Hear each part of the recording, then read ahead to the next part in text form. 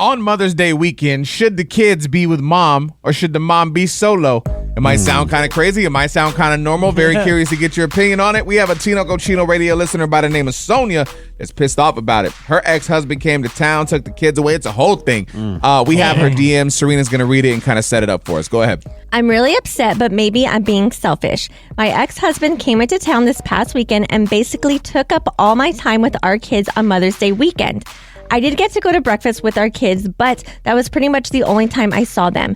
My ex said it was the only weekend he'd be able to come to town in the next couple months, so I didn't want to be the one to keep my kids from their dad. My new husband said to just let it go, but I like to celebrate Mother's Day all weekend, and this kind of ruined it. I mean, if you celebrate, it's like people that celebrate their birthday all month. Oh, that annoys the hell out of me. Like, you've been celebrating, with the kids, and at least the dad wants to be present. Some dads are just like, whatever, it is what it is. All right, cool, I'll see him in a couple months. So I feel like the fact you still got to see the kids and you were able to let the dad see them because he's trying, I think that's a win. Win-win. I do see it from her perspective because, Shocker! Well, I'm just saying, so if it's Mother's Day weekend and this is what she wanted to do, and sometimes like you have so much things to do with like throughout the week, or you have all these plans. So if she just wanted the one weekend to do stuff with her kids and like her family, then I 100% get that. Nicasio, thoughts? I feel like it's no different than any other weekend. Like, why can't you just do it the weekend after or before?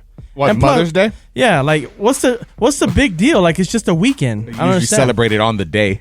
Yeah, there's a designated day for Mother's You celebrate Day. Christmas in June. Well, they do in July. And then go have kids with your new husband. You don't know how old she is in that situation. Just replace her kids. We have Naomi on the line, and she seems passionate about the topic. And honestly, I think I don't know, man. I'm on Naomi's side with what she's got to say. I think a lot of women might disagree, though. We're going to let her talk about it next. We have a Tino Cochino radio listener by the name of Sonia, and she's pissed off because her ex-husband came into town for Mother's Day and took the kids. Now, let's be clear. She still had Mother's Day breakfast with them. What's the big deal? She just wanted to celebrate all weekend. The reason the husband came, it was the only time he was going to have a chance to visit for, a couple of months. So Naomi is on the line. What's your take?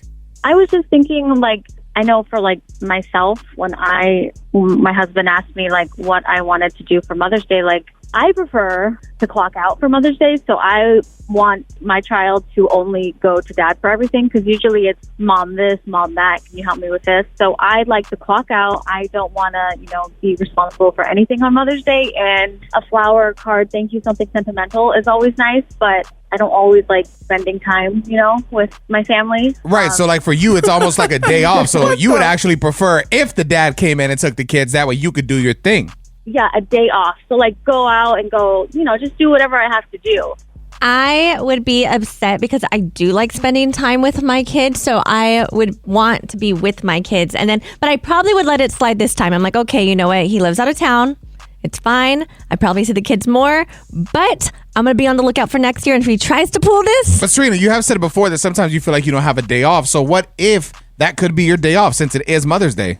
But I still like to be with my family, maybe just at home, relaxing, and having a little extra help because, my husband does work a lot and he does go to school. So it's not like I just want to completely be by myself. Do you think part of that is the mom guilt that we've talked about? Because if it is I don't think what Naomi's saying is wrong. She's saying look, it's always me, mom. So she's I just want one day to kind of just breathe and not worry about being mom. No, because I enjoy being a mom. I just wish that we had more time as a family together. So that's what I want. But what about you time? But that does make me happy being with my son. No, I get that. But I'm saying I'm talking about time without. Does that make sense, Matt? Yes. Time, you love solo time. Love it. But I also have 3 kids. Serena has 1, so I can see where maybe solo time isn't a huge deal for her yet. You'll enjoy it. You should try it. She's like, girl, oh my God, let him watch those kids and go get a massage. Coming up next. Tino Cochino Radio. Celebrity gossip, baby. Tea time is what we're going to be spilling next. What are we talking about today? Well, if you're thinking of going to the Mike Tyson versus Jake Paul fight, let's talk the prices. And Eminem has announced a new album. I'm sick of him. It sounds cool. I want a I was tour. never a fan. I'm down for an Eminem tour, but I just don't know if I want the new music. I don't know. I stopped at What's My Name. how the rollout is, I'm a little excited for this album. Nicasio had one his first song. single? That was before he was in famous. We're going to talk about it next. Bro, if you're trying to spend a quick $2 million, you can have a good time at the Jake Paul and Mike Tyson fight. You say Flo Millie? Nope. It's tea time on Tino Cochino Radio. Serena, talk to me about these $2 million tickets. Yes, the VIP tickets include exclusive access to the fight as well as events leading up to it, apron seats, which is a first in boxing, security and escort during fight night, a private green room, open bar, a pre-fight photo with Paul and Tyson separately. And then you also get a hotel stay, and there's so much more. So, I mean, I guess if you could afford it, it's kind of worth the money. $2 million. And that's if you one. could afford it. That's going to be that celebrity vibe, like the LeBrons of Or the like world. influencers, because it said you get a green room. Well, the thing about that, too, it's like, are they really going to pay that? I feel like if LeBron wants to show up, they're going to charge him $2 million. Yeah, no, they won't. They'll You just walk in. He'll just hit up Mike Tyson himself. Exactly. I don't know. That's crazy. You saw our friends at Demopolis Law. That was a shirt he wore at the press conference. Really? Yes, dang. bro. What the hell? Yes, and then even like on the billboards, there's a picture of Tyson with Demopolis, and it says, "We win." Great marketing. Oh, wow. Jesus. What else is going on? So Eminem is teasing his return with the release of his album, The Death of Slim Shady, which will be the final chapter of his alter ego storyline. Final? Yes, of Slim Shady. So No, you just said it'll be the finer. I said final. You thought you Serena? said finer? final. Or final, so I you will said play finer. it back. You did. Run it back. Which will be the finer chap. Which will be the finer chap. Which will be the finer chap. Finer. So, anyway, as you were saying, it'll be say the finer things? The final chapter of Slim Shady and what? Yes, it's going to be the final chapter of his alter ego storyline. So he's no longer, I guess, going to be Slim Shady. And to promote the release, the Detroit Free Press rolled out an obituary for Slim Shady. That's kind of cool. Well, Yes, I mean, I feel like the whole marketing behind it, I feel like it has to be good. That was what we liked about Eminem, was all the marketing around it and just the darkness of him. Yeah. And so I do think, I mean, depending on how they do it, that'll be dope. I've never seen him in concert, and if there's a new album, that means there has to at least be one final tour. What if Eminem goes country like everybody else is doing? With Morgan Wallen. Yep. I don't we think want he'd ever. D4L back. Last night, I killed my wife and friends. Oh, you're talking about D12. Yeah. Oh, D4L. D4L was Laffy Taffy, my man. Dude. Lastly, what you got? That was was it. two. Oh, that was it? Yep, that was two two. stories. Oh, that was a finer story. Yes, the finer. Coming up next. Tino Cochino Radio. Why the hell do you keep on ending up in situationships and not relationships? Ooh, damn. We're going to talk about it next on Tino Cochino Radio.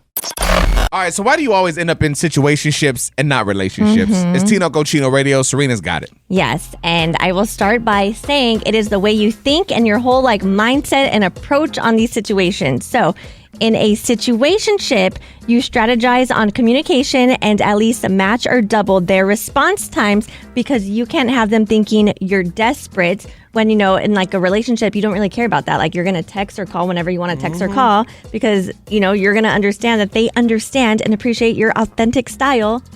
It's exactly what it is. Exactly. If you want to reach out to someone, just do it. And if they start feeling weird or thinking you reach out too much, it's probably just not the person for you. Exactly. You don't communicate right. And communication's key. Is that it? No, there's more. Oh, so, like, Jesus, this was the This quickest was easy. conversation ever. So you assume that you're on the same page for a few months now, but if you're being honest with yourself, you have no idea, and then you don't even want to bring it up. When in a relationship, there's that communication, what are we doing? Are we moving forward? How do you see us? So it's really the communication aspect and not being afraid to have those conversations. The fellas are going to think this is simpy, but ladies, listen, I'm on your side, and I want you to know, if a guy wants to make it happen, a guy will make it happen. A guy will put the effort. A guy will put a title on it. A guy will make the right move if he wants it. And if he does not, then he is just looking at you as a booty call, and it is what it is. And you'll be confused, right? But that's why you have to have these conversations because I feel like you'll get what you want out of it. So if you're asking the guy and he's being like, yeah, I'm not ready for a relationship or whatever, then you know to move on. That's what I'm saying. Yeah, the guy will tell you straight up. And sometimes it's without telling you. Actions speak louder than words. We all know the saying. Give me one more. So that thing that they did the other day really bothered you, but instead of letting them know, you keep it to yourself because you want them to think that you're chill and easy to be with. Again, instead of having that conversation of like, hey, this is what bothered me, this is what matters. So I feel like you're putting yourself in these situationships by not having these conversations and your mindset on things. Well, and then that builds resentment. If you don't address the things that bother you, you just let it go, slide under the rug, then the resentment builds, and then one day you're going to blow up over something that doesn't even matter, and then it all comes out. And it's like you could have prevented the whole thing if you would just communicate. This whole thing, I feel like our show's on repeat sometimes. All we talk about is communication. That's all that it comes down to. Anything. It could be work, it could be friends, it could be relationships. You need to communicate. But in this situation, why do you want to put yourself like? If I was a girl, I'd have been like, oh my God, here he goes bringing up another problem. Like, dude, like it's not even that serious. But because it's not serious to you doesn't mean it's not serious to them. And if they address something and that you actually care, then you would address the things that they're bringing up to you. So when me and my husband now were like just dating, well, we had no titles. I remember I saw that he had liked another girl's photo, and it was a few photos, and I brought that to his attention. But you could have done that. And well, I thought about it, but I was like, I'm not even his girlfriend yet. Do I keep this to myself? And I was like, no, because I want this to be more. So I'm going to make it clear that this is a boundary for me and I do not like it. Well, that's a red flag. It's not a red flag. To you, that's a red flag. But to her, it was important. And clearly he cared enough to make it work. Now they're married and they have 2 kids. And he's still liking pictures. He is not. Damn. Coming up next.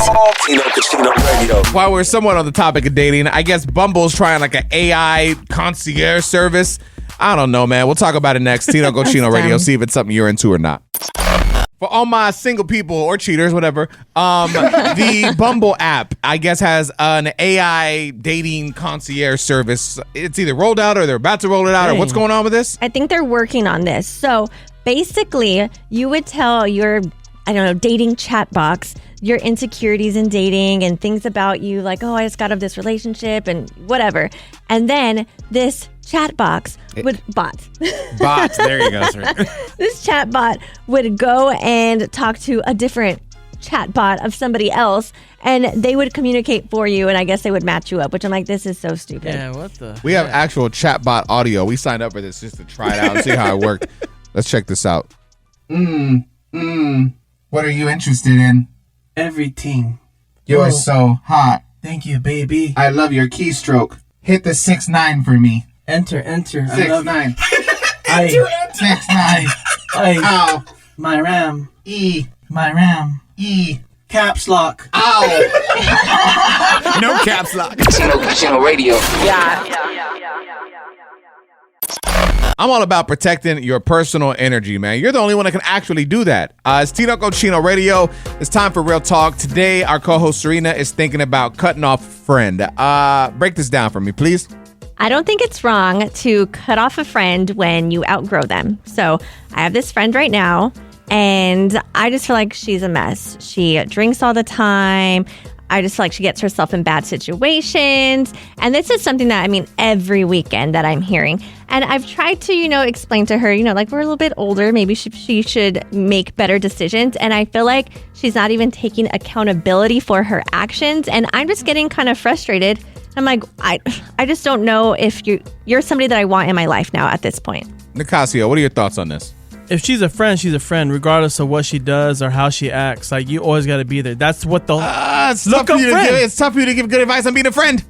Go to the dictionary and look up friend and just read it. Just tell me what it says. I got it right here.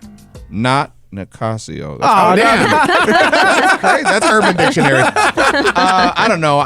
Matt, how's it sound to you? I feel like you'll have a reasonable perspective. Cut off anybody in your life that is not helping you grow. That's wild. If they're dragging you down, cut them off. What's the point? What if you're that change for them? I saw this. You're not. You can't. Meme yesterday. I don't know it's a meme, but it said, if you're not willing to grow with me, then I have to outgrow you. Ooh, Yep. Ooh. that's good, baby. Yep. But I feel like I've been trying to give this friend advice. So it's not like it's like you're making a bad decision and then I'm like, okay, I'm done. It's like this has been kind of consistent now. On top of that, you're pregnant. You have baby number 2 on the way. It's just your life is going in a different direction. And if this friend can't understand that, you have to protect you and your family. But no one said that a friendship is always gonna be like the glitz and glamorous and all like happy and wonderful. Like there's gonna be ups and downs, and this is the down. You sound more committed to a friendship than you do to your own like actual relationship. Oh, damn. Wow. Cool. Well, we have a listener, we have a listener on the name. I got flustered. We have a listener on the line by the name of Alyssa, and she will share her thoughts on cutting off friends next. Okay, so when it comes to cutting off friends, right? Sometimes it just has to happen. Like if your life's going in a certain direction and theirs doesn't match, you got to do what's right for you. I think this is where Serina's at in her life right now. We have Alyssa on the line. It's Tino Cochino Radio. What are your thoughts? Personally, I've been in the same kind of situation. Sometimes, you grow apart with people. Sometimes they go down a different road and you go down another. I'm a mother, so I had to cut a lot of people off that weren't, making the best decisions, because I felt like it was going to drag me down. And, me being a mom, I have an example to set for my children. And if they see me wilding out, then they're going to think that it's okay in the long run.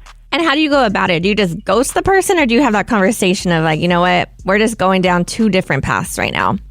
Honestly, I've had a conversation with them, just let them know, like we're in different parts of our lives right now, and, if we come back around together, then we come back around together. But if we don't, we don't. Well, what makes you that person, that special person to cut your friend off? Like, what if she wanted to cut you off because it was something you did wrong? Then she should have done it. What was your name again? I'm sorry. Alyssa. What Alyssa's doing is smart, because she's like, look, I'm looking out for my kid. I'm at a different point in my life. I've got to set the right example. And hanging out with the people that want to go party and wild out every weekend isn't the right example. I feel like Alyssa's in the right. But I mean, if you want to be part of the conversation, share your thoughts. Instagram is at Tino Cochino Radio. Shoot us a DM and let us know what you're thinking. Hello? Hey, what was your name?